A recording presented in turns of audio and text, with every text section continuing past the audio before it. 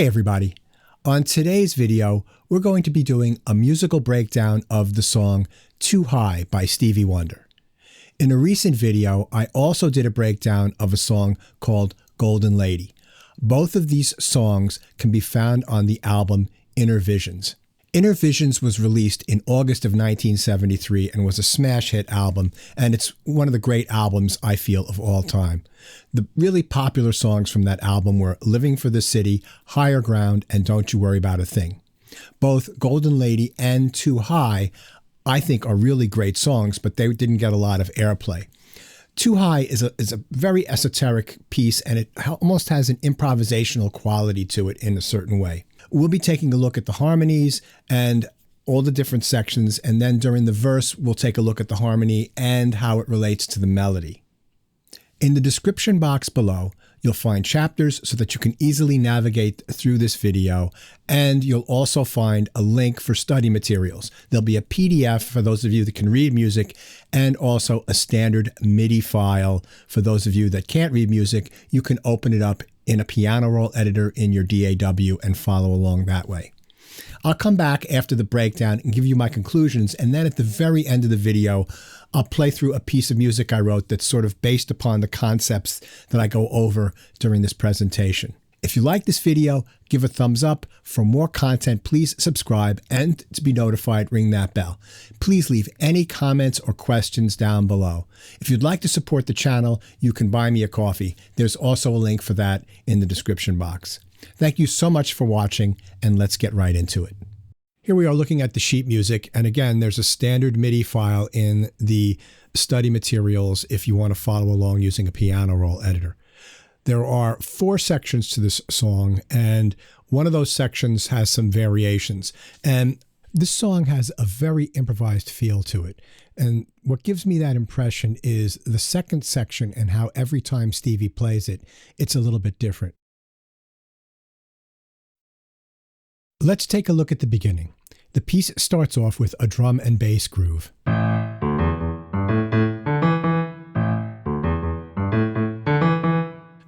This is basically just A to E, so we're in A minor, A to E an octave higher. He anticipates each one of those notes by a 16th note using a scale step below each one of the pitches. So D to E and G to A. In other words, A, then D going to E, and that D is a scale step below the E, then G, A, and then D, E, and with that little rhythm. Stevie also has a slight 16th note swing feel to his playing. That's the basic feel of that section. It's in A minor. He uses this as a vamp in the middle of the song to solo over with his chromatic harmonica. The really interesting stuff starts on the next 2 lines. We begin this section with a pedal point on E, and then over that, he has a series of triads. Now, I've written chromatic 6/4 triads over pedal tone, and this is the first version. If we take a look right here, we have A flat, D flat, and F. The lowest pitch here is an A flat. If we go up a 6th, that's the F, and if we go up a 4th, that's the D flat. A triad in second inversion in figured bass is a 6/4 position. Following along with this formula, 5/3 is root position and 6/3 is first inversion. Let's play this section and we'll talk about it afterwards.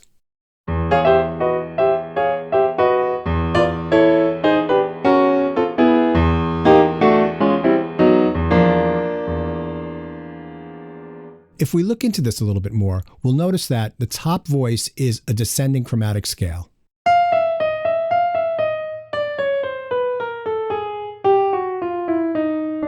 Going from F down a 10th to D.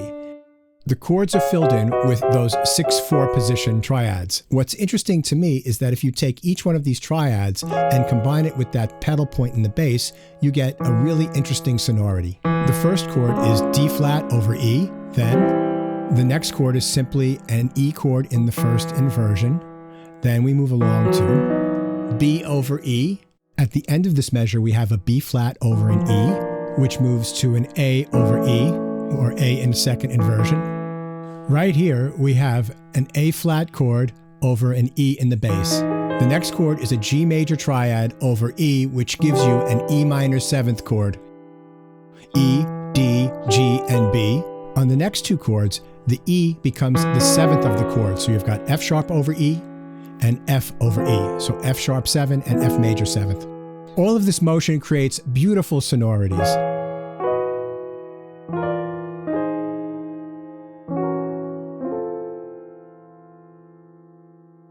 Let's take a closer look at all the triads that don't have an E in them. So this one has an E in the top voice. This one has an E in the bottom voice. And this one has an E in the middle voice. Let's just take a listen to the right-hand chords that don't have an E in them.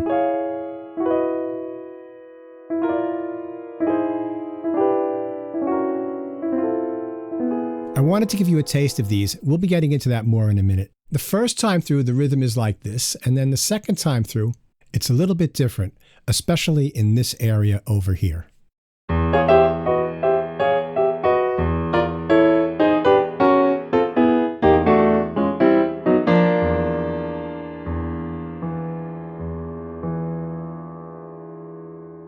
In other words, right here, we're anticipating each beat by a 16th note. And even though the rhythm is a little different, it retains the same chord structure. Another difference is the first time through, it ends with a bar of 2, and this time with a bar of 4.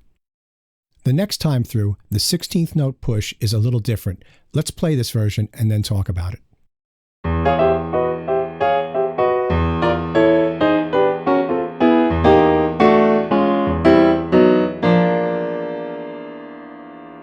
When you listen to the recording of this song, you can really feel that anticipation right there. And this differs from the previous one in that we've only got a 1-chord anticipation instead of a 2-chord phrase. That's the end of the second section of this song. A little later on, I'll be discussing how to take those triads that don't have the E in them and how to use those. The third section of this song contains some really cool material. If we take a look at the structures in the right hand in the next section, we have major 7th chord with a flat 5 going down in whole tones over an E pedal. If we take a look at the first chord, we've got G flat, B flat, C, and F. If we take the C and move it up a half step, we've got a D flat, and that's a G flat major 7th chord.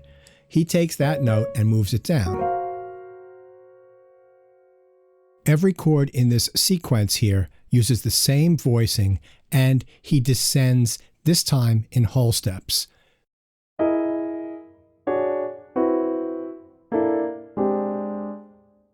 What he does additionally is he takes this 8-beat phrase and he breaks it up into 3 beats, 3 beats, and 2 beats. And I'm going to play this. My left hand's going to be a little bit different, but you'll get the feel.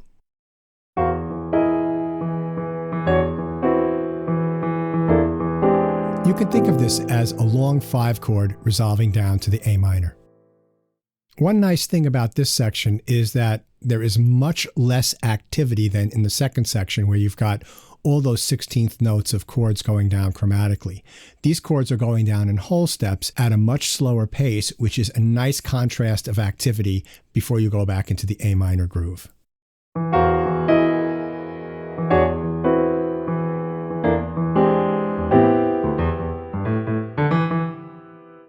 Let's move forward to the next section, which is the verse of the song. Here we've got the chords found in the verse. If you look, the music here is two-toned, black and pink. I'm going to play the black notes, which are the chords. The pink notes are the main notes of the melody in each measure. Our first chord is an A minor 9th. And then he goes up a major 3rd and plays a minor 7th chord. Then down to F sharp minor 7th. Back to A minor 9th. Repeats the C sharp minor 7th. Then we've got D over E. B flat over C. Then E flat 9 with a flat 5. Let's discuss the chords a little bit before we add in the melodic content. If we look from the bottom to the top of the first chord, which is A minor 9th, we find the pitches A, G, B, C, and E. In the next chord, he keeps the common tones E and B. The bass moves up a major third to C sharp, down a half step to the G sharp, and up a half step to the C sharp. Stevie goes out of the minor tonality, up a major third to C sharp minor, which he borrows from the parallel major. On a recent video, we looked at the Stevie Wonder song Golden Lady, and we saw in that song, Stevie liked to move chords in intervals of a third. And this is just another variation on that kind of work. And so all of those chords there keep the E in the top voice.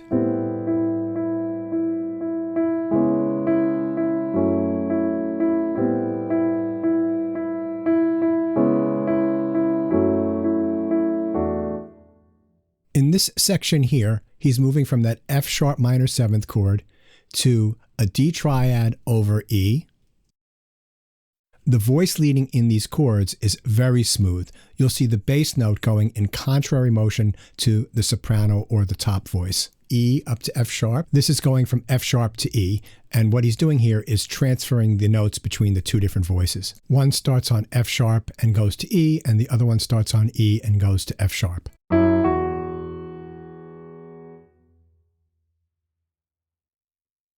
The A is common between the two chords. The C sharp goes up to a D. Or if you could put the F sharp in that chord. So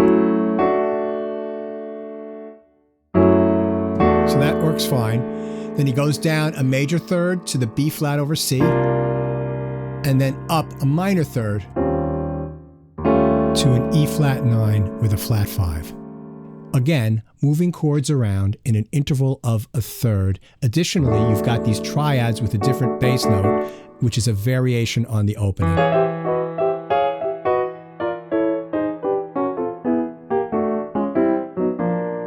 Again, taking material found earlier in the piece and varying it. Let's take a look at the melody. So we got the 9th in the melody. Then on the C sharp minor chord, we play the C sharp in the melody. On the F sharp minor chord, we play an A in the melody, which is the third of that chord, which becomes the root of the A minor chord. Then repeats. Then over this next sequence, he keeps that A as a common tone in the melody. And then that B flat over C becomes a B flat major 7th. Whoops, excuse me. It becomes a B flat major 7th, keeping the A in the top, and then keeps the A in the top, and that becomes the flat 5th of the E flat 9, flat 5. Now, if you can't play G, D flat, F, and A in your right hand, simply pop that left hand up an octave and play E flat below middle C and G below middle C in your left hand. And then just play this D flat, F, and A in your right hand. That works out perfectly well.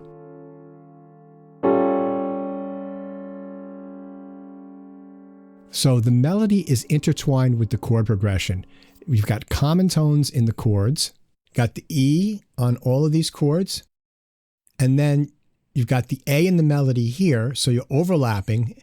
You've got the common tone in the piano chord, and then you've got the A, which is in this F sharp minor in the melody, and that prepares you for these A's that are coming up. And then over that, he gives us a series of 3 different chords. You've got the D triad over E, then B flat major 7th over C, and then E flat 7, flat 5. What I like about this sequence of chords is it's beautiful, it hits you emotionally, and it's intellectually really interesting as well.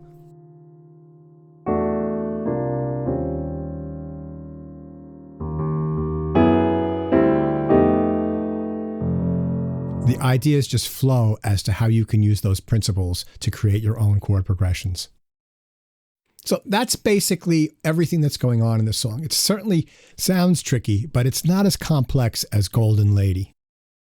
The magic here becomes when we take these principles here and we start to extrapolate on them to figure out what we can do with these concepts to create our own original harmonic progressions and our own original songs. As I've mentioned earlier, we've got right here, these are the really juicy triads over the pedal tone from that beginning. Got the D flat over E, the B over the E, the B flat over the E, the A flat over the E, F sharp over E, and F over E. The G triad over E sounds great, but it's basically an E minor 7th chord, and that's something you've probably already had. Some of these other chords might be some new concepts and new sounds for you to dig into. Let's take a look at how I've employed some of these concepts into a simple chord progression.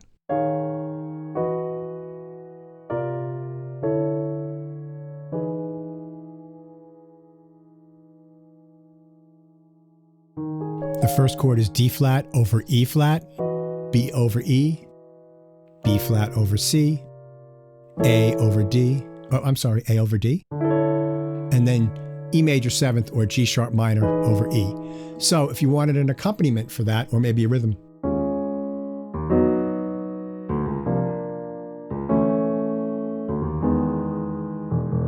or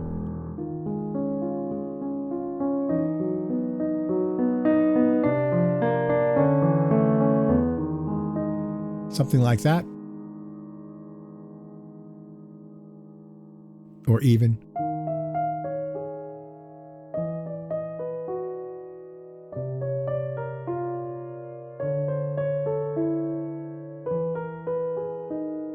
So what I did there was I just used a little neighboring tone with the soprano voice. So F, E, F, D sharp, D, D sharp, D, C sharp, D, C sharp, C, C sharp, B, A sharp, B.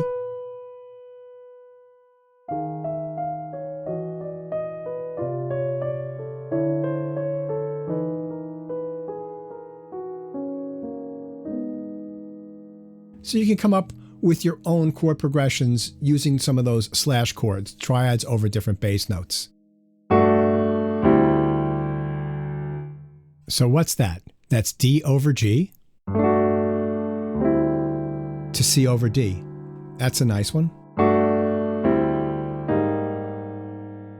To E flat over A flat.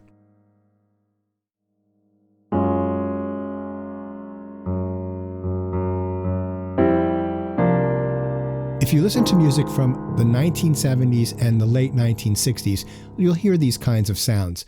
You'll hear this in early Chicago, the first couple of albums. You'll hear it in Joni Mitchell, the Court and Spark album. You'll hear it in Steely Dan. We went over some of these sounds in a previous video about Peg, and you'll certainly hear it here in Stevie Wonder. What I think would be really great would be for people to be inspired by these sounds and use these concepts to come up with their own original chord progressions for the music they write. These 6/4 triads over a pedal tone, Stevie did it in the first one with a chromatic scale. Well, what happens if you do those triads over a blues scale? So here I've got my C in the bass. If we look at the chord tone, that's the root of the chord. It's the second voice from the top. So we've got C, B flat, G, F sharp or G flat, F, E flat, and C. So that's a blues scale. And if I harmonize that with these 6/4 triads,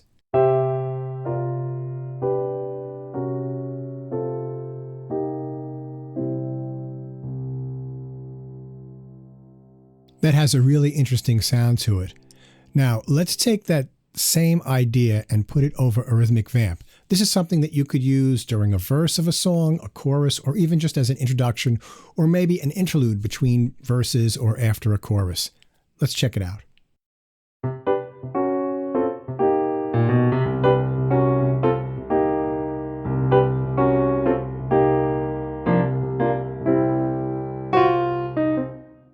Now, what happens if we take that same idea, instead of using major chords, we used minor chords? We have C minor, B flat minor, G minor, F sharp minor, F minor, E flat minor, and C minor.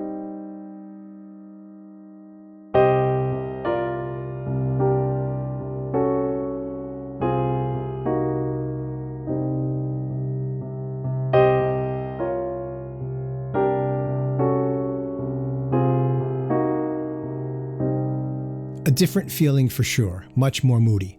Let's try embellishing that a little bit.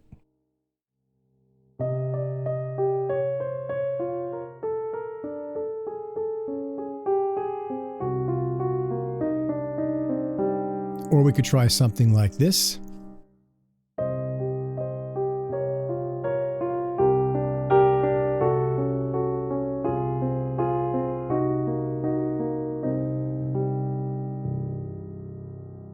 Now, what happens if we harmonize a scale and go back and forth between major and minor chords and maybe even add a diminished chord in there?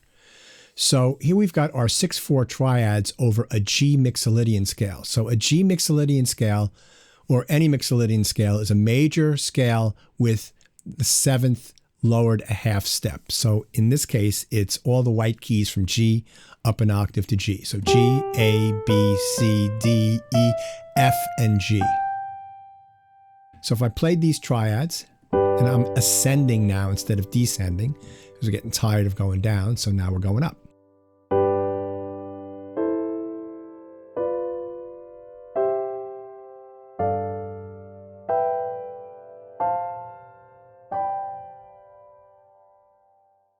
Unless it's in passing, I would probably avoid the G7 or the C over G. The reason I'm doing that is to avoid duplicating the G in the left hand with any chord tone in the right hand, and also the G7 strongly wants to resolve to a C. Even though this is not technically correct voice leading because you're going from this B up to a C, and this F is going up to a G. So the proper resolution of this would be, right, where the G goes up to the C and the F goes down to the E. That's traditional classical voice leading. That's how that's supposed to resolve, and I'm just moving these chords up in parallel motion. So let's try something here with a little figure. Very simple. Let's listen.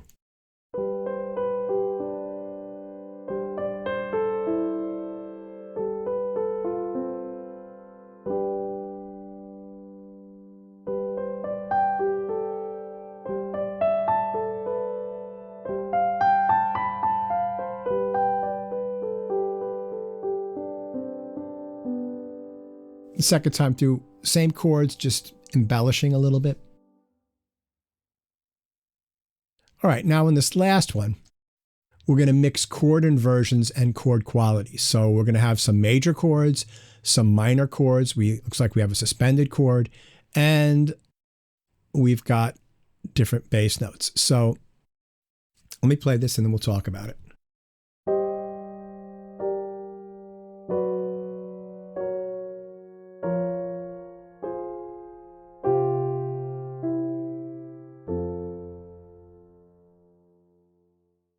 What I'm trying to do here is, in the right hand, do smooth voice leading.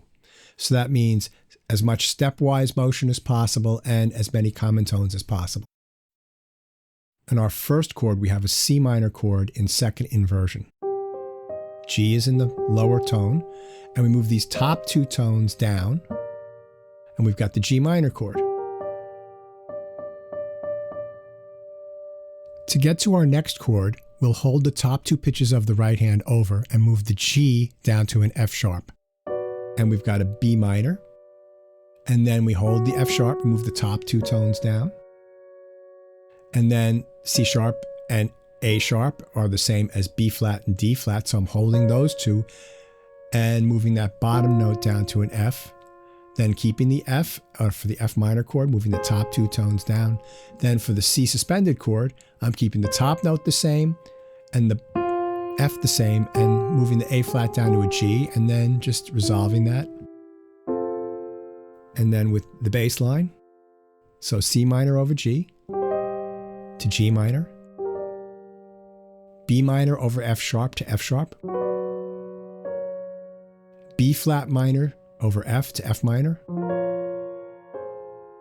then to C suspended to C,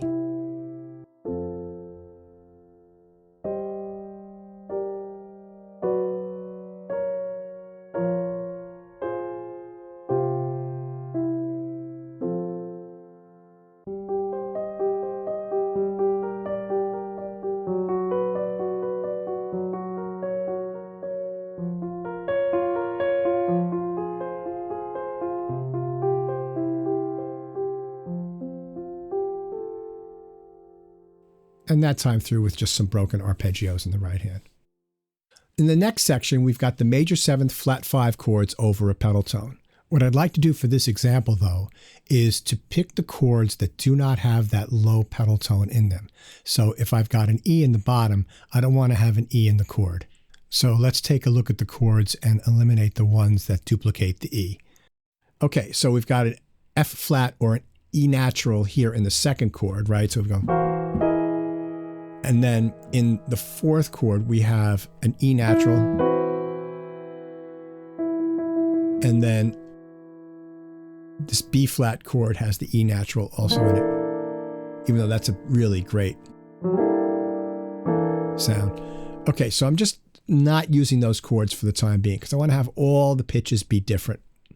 So after doing that, that leaves us just with 3 chords from the original batch. Let's hear them. So the first chord is a C11 flat 5 over E. Interesting, right? So we take C, E, F sharp, B flat. So that's our C triad with a flat 5th, a 7th. So it's C7, and the F is the 11th. So there's no actual D in there. Now the next one is an E13. So we've got E, we've got our G sharp right here. So that gives us our 3rd. We've got our D, which is our 7th. An F sharp, which is our 9th. We skip the 11th and we go right to C sharp, which is a 13. I'm not calling it a 6th, that's C sharp. I'm going to call it a 13th because it's above the F sharp, which is the 9th. Now the next one here is E7 with a sharp 5th and a sharp 9th. So we've got E, G sharp, C natural, which is a B sharp equivalent. We've got our D, which is our 7th, and we've got a G natural, which is the sharp 9th. So a 9th in this chord would be an F sharp. We're raising that up a half step. Now, sometimes it's easier to write it in a way that's not technically correct because this should really be an F double sharp, but who wants to read an F double sharp? This is the way it's written. And that's a very common chord in Steely Dan. That's a common chord in Stevie Wonder. It's a common chord in a lot of pop music from the 70s. That's in Allman Brothers on some of the songs that are in A minor. They all play.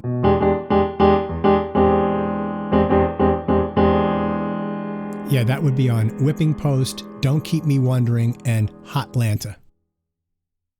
That F sharp major 7th with a flat 5th over E, or the G flat major 7th with a flat 5th over E, right? If we move that top note down a half step, that gives us a really beautiful E flat minor chord with a 6th and a 9th. So there's no 7th in there, so I'm going to call that a 6th and not a 13th. Right? So if it was that, I would call it E minor 13th because there is a 7th in there and the C is up on top, but E flat minor 6, 9.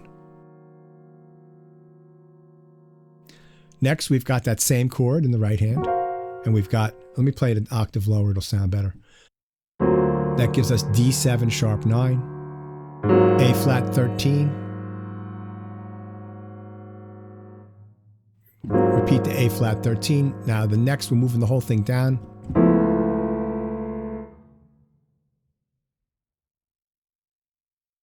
So let's see how we can use some of those chord shapes, and we'll move the bass note around a little bit to give some interest. Here we go.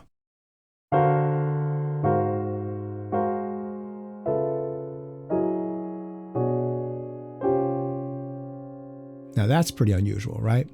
So we've got D7 sharp 9. That's our G flat or F sharp major 7th with a flat 5th. Keeping that, even though it's spelt a little different on the next chord. A flat 13. Then repeat the A flat 13, drop the whole chord down a half step in the right hand. That gives us a D flat plus 7 sharp 9. Down another half step in the right hand.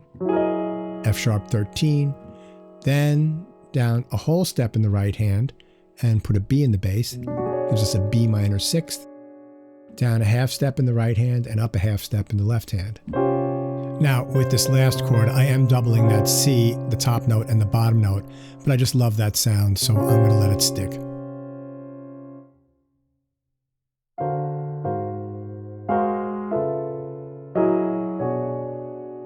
With a little bit of rhythm, or we could do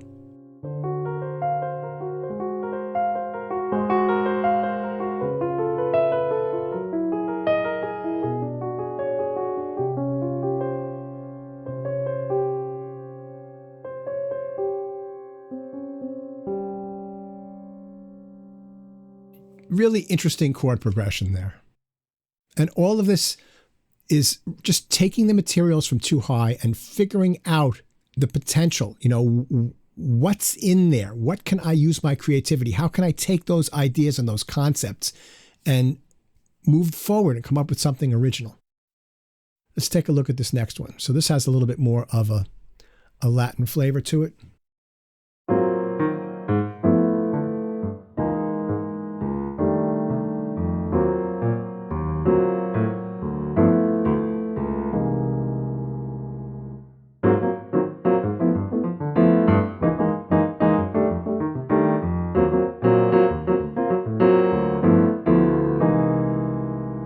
So that's kind of cool, right? So again, starting off with that G flat major 7th with the flat 5, and then moving it down half steps.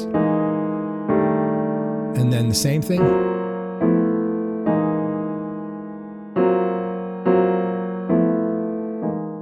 And then just changing the bass line.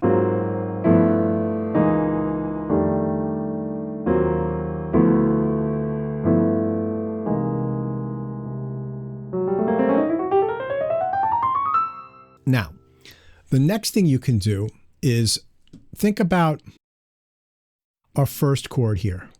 It's a major 7th where we've moved one of the pitches down a half step, right?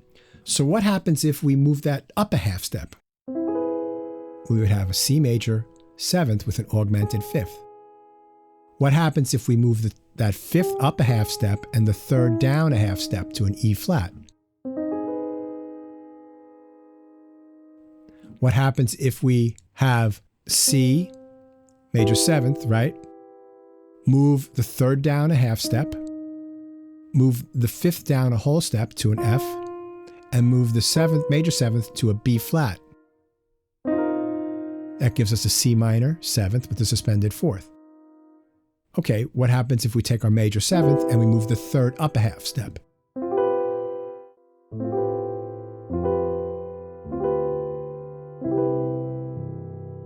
C major 7th with a sus 4th. Okay, so we seem to have a repeat here of this chord here, but our last chord here, we could have our C major 7th, take the top note, move it down a half step, and take the 5th, the G, and move it up a whole step. Half step, excuse me. We have a C 7th with a sharp 5. So these are all really nice.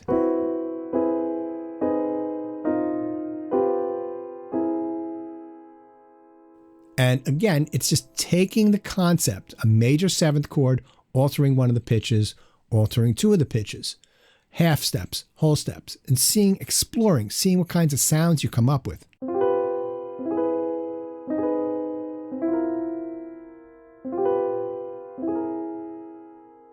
And then creating your own music from that. What are the bass notes can fit? It's just a matter of exploring it. So let's take a listen to this C major 7th with a sharp 5th. If I put an A in the bass, that gives us an A minor 9th. So we've got A, C, E, and that B with a major 7th, the G sharp. Let's say we take this next chord, C, E flat, G sharp, and B. What happens if we put in the left hand an F and an A? Whoa, what's that? That is a great sound. So that's an F7, sharp 9. So F, A, C, E flat, sharp 9, right? The G sharp with a raised 11th, the B. What happens if with this C minor with the suspended 4th, What happens if we put an A flat in the bass there?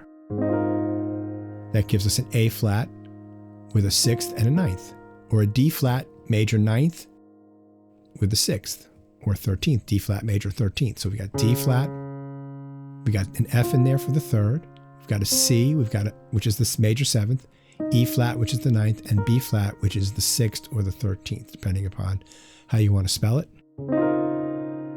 Beautiful. Our next one, our C major 7th with the sus 4th. What happens if we put a D in the bass there? We have a D minor 7th, so we got D, F, and C. We don't have the 5th, but we have a G, so we've got a suspended chord, and we've got that 13th or 6th. Really cool. And then this here, the very last chord, C, E, G sharp, and B flat. So what if we put an F sharp in that? So we've got F sharp, we've got a B flat or an A sharp, so that would be a 3rd, so that's an F sharp chord, major chord of some sort. We've got a C natural, which is a flat 5th, we've got a 7th. So we've got an F sharp 9 with a flat 5th. If we take this B flat and drop it down an octave, it'll sound better. That brings us to the end of this tutorial. Now, there's a lot of material in here. Some of it is very complex and very advanced. But try to dig in to some of the concepts and the principles. Take the simple stuff if it's really too difficult for you, like the triads with the different bass note, and try to come up with your own 3 or 4 chord progressions using that. And don't just limit yourself to just major triads over a different bass note. Try minor triads. Try suspended chords over a different bass note. Try 2 chords like C, D, and G over a different bass note. Just experiment around and try to come up with progressions. Try to use really good voice leading by keeping the common tones and moving as many notes by steps as possible. And then play around with some different accompaniment figures. Maybe it's a rhythmic figure. Maybe it's broken arpeggios. And like I did in some of these examples, you can use neighboring notes to go embellish some of these broken arpeggios. There's a lot that you can do, but basically get writing, create music that has some harmonic sophistication to it, because that's where the soul of music lies, really, in the chords. It's really so dear to me, and that's why I make these videos, is to share that with you. Again, if you like this video, give a thumbs up. For more content, please subscribe to be notified, ring that bell to support that channel. You can buy me a cup of coffee. There's a link below. And if you've got any comments or questions, leave them down below. I'm going to leave you with a very short bit of a piece that I wrote, an accompaniment I wrote based upon all the principles we discovered or went through today. I've been Pete Calandra. Thank you so much for watching, and I'll catch you on the next one.